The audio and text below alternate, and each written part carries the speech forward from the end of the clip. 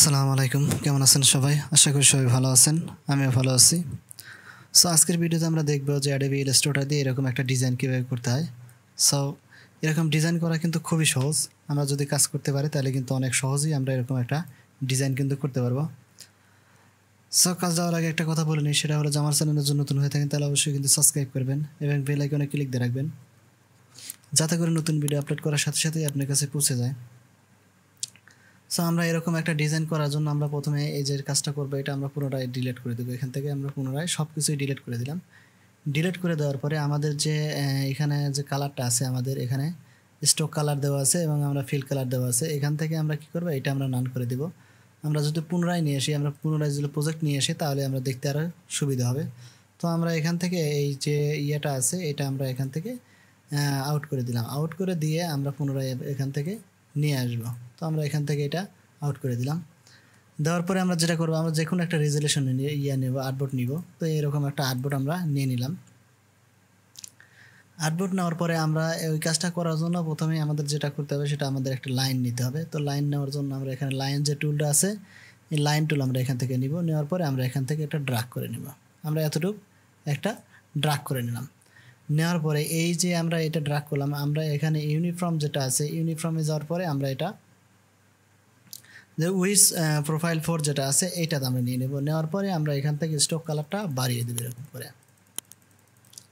আমরা যদি স্টক কালারটা বাড়িয়ে দিই, যে এরকম আমরা 15 সাইজে আছে, 15 আছে, এখানে 15 থেকে 16 কিংবা 14 এরকম সাইজের নিব। আমরা এতটুকু নিলাম। তো আমরা 15ই নিলাম। 15 নেওয়ার পরে এই যে আমরা যেটা সিলেক্ট করছি, এই সিলেক্টের অবস্থায় থাকা অবস্থায় আমরা চলে যাব আমাদের ইফেক্টে যাওয়ার পরে আমরা যে ডিস্টর্টস অ্যান্ড ট্রান্সফর্ম যেটা আছে, এখান থেকে আমরা জিগজ্যাগ যেটা আছে, এই জিগজ্যাগ আমরা সিলেক্ট করব। জিগজ্যাগ সিলেক্ট করার পরে আমার কিন্তু এই যে এরকম একটা চলে আসবে। আমাদের যে লাইনটা, সেই লাইনটা এরকম বাঁকা চলে আসবে। কিন্তু এই বাঁকা করার বদলে আমরা এখান থেকে একটু হালকা একটু বাড়িয়ে দেবো। এরকমভাবে বাড়িয়ে দেবো। এখানে বেশি হয়ে গেছে, আমরা 6 দিয়ে দিচ্ছি। এখান থেকে 6 দিয়ে দিচ্ছি। 6 দিয়ে দিলাম। দেওয়ার পর আমরা যদি প্রিভিউ দেখি, হ্যাঁ এখন আমার কিন্তু 6 হলে আমার 6টা কোণা হয়ে গেছে। এখান থেকে 6টা কোণা যদি আমরা দেখি, এই মাথা থেকে এই মাথা পর্যন্ত 6টা আমার হয়ে গেছে। এটা আমরা কি করব, এখান থেকে আমাদের যে স্মুথ আছে সেই স্মুথ দিয়ে দেবো এখান থেকে। দেওয়ার পর আমরা প্রিভিউ দেবো। হ্যাঁ আমার এখানে কিন্তু সুন্দরভাবে এটা হয়ে গেছে। আমরা স্টকটা একটু বাড়িয়ে দেবো, হালকা একটু বাড়িয়ে দেবো। আর একটু বাড়াচ্ছি এখানে স্টকটা, এখানে সিলেক্ট অবস্থায় রেখে আমরা স্টকটা একটু বাড়িয়ে দিলাম। তো বাড়িয়ে দেওয়ার পর আমরা এটা সিলেক্ট অবস্থায় থাকা অবস্থায় আমরা এখান থেকে একটা কালার দিয়ে দিব। কালার দেওয়ার জন্য আমরা সব সিলেকশনে কিংবা এখান থেকে আমরা গ্রেডিয়েন্ট কালারও কিন্তু দিয়ে দিতে পারি। তো আমাদের এখানে মনে রাখতে হবে, এই যে আমাদের যে ফিল কালার যেটা আছে, এই ফিল কালারটা আমরা নিচে রেখে এটা কিন্তু নান করে দিব। শুধু স্টক কালার যেটা আছে, শুধু স্টক কালারটা অন করে রাখবো। রাখার পর এখান থেকে আমরা গ্রেডিয়েন্ট দিয়ে দেবো। এই যে আমাদের এখানে কিন্তু গ্রেডিয়েন্ট শো করছে। তো এখান থেকে আমরা গ্রেডিয়েন্টের যে কোনো কালার আমরা এখান থেকে দিয়ে দিব, যে কোনো কালার। এখানে আমার কোনো নাই যে আমার কোন কালার দিতে হবে, আমরা যে কোনো কালার এখান থেকে দিয়ে দিব।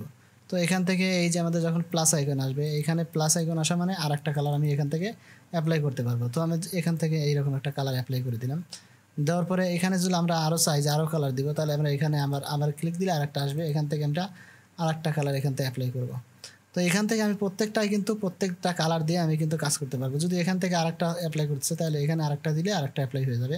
তো এখান থেকে আমি যে কোনো একটা কালার কিন্তু এখান থেকে নিয়ে নিতে পারবো। এই যে এরকমভাবে আমি কালার নিব। এখান থেকে যদি আমরা এই লাস্টের যে কালারটা আছে সেটা যদি চেঞ্জ করে দিই তাও দিতে পারবো। এই যে এখান থেকে আমি এই কালারটাও চেঞ্জ করে দিলাম।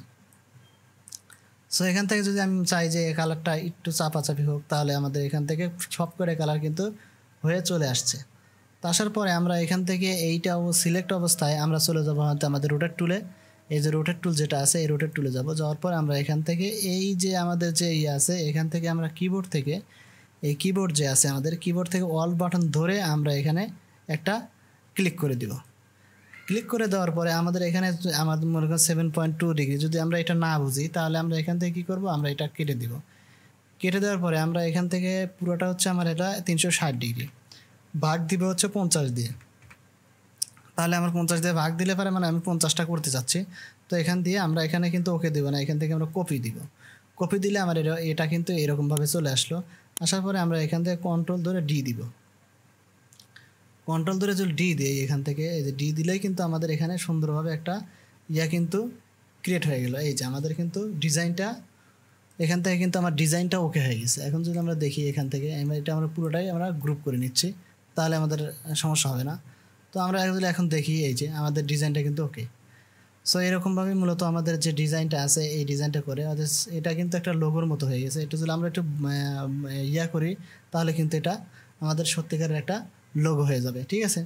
সো এরকমভাবে আমাদের এই ডিজাইনটা করতে হয়। তো এই ডিজাইনটা করা খুবই সহজ। আমরা শুধু আমাদের রোটেট টুল এবং একটা লাইন টুলের মাধ্যমে কিন্তু একটা সুন্দর লোগো কিন্তু তৈরি করে ফেললাম। সো আজকের ভিডিও এ পর্যন্তই, দেখা হবে নতুন ভিডিওতে। যদি ভিডিও ভালো লাগে তাহলে অবশ্যই লাইক কমেন্ট শেয়ার করে দিবেন, যাতে নতুনটাও শিখতে পারে এগুলো। সো আজকে বিদায় নিচ্ছি, দেখা হবে নতুন ভিডিওতে। সে মতো ভালো থাকবেন, সুস্থ থাকবেন, আর যদি ভালো লাগে তাহলে অবশ্যই সাবস্ক্রাইব করে দিবেন। সো আজকে বিদায় নিচ্ছি, আল্লাহ হাফেজ।